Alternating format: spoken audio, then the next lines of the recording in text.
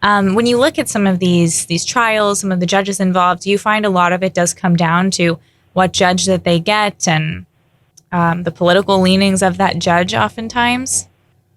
I wish that there was a difference between judges who were appointed by Donald Trump, who said that they had loyalty to the Constitution and that they would protect the Constitution, because they have not.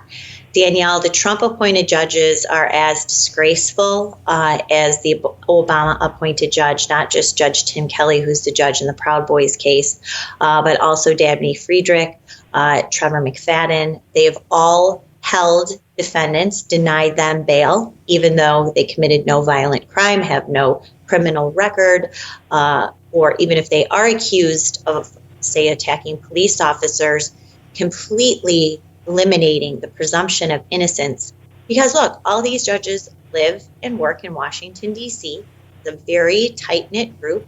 Their kids go to schools together. They belong to the same clubs.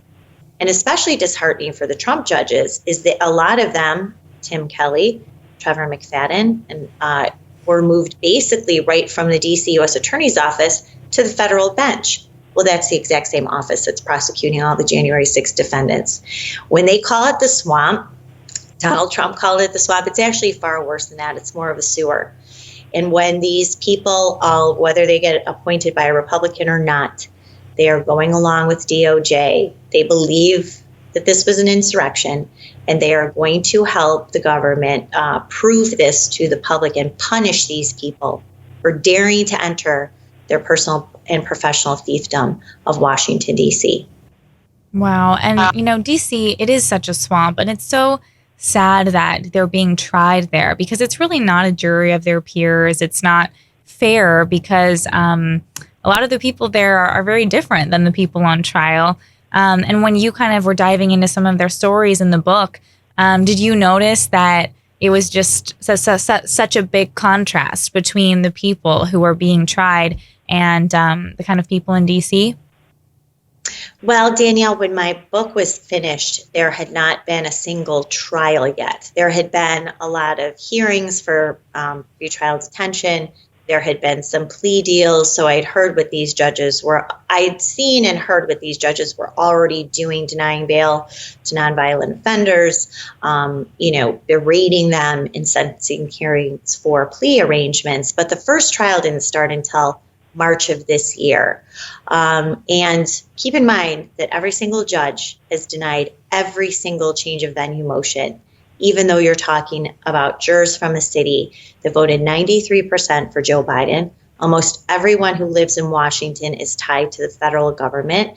They are, fixated, obsessed by the topic of January 6th. I don't think anyone really in the country is watching the January 6th committee hearings except the people who live there.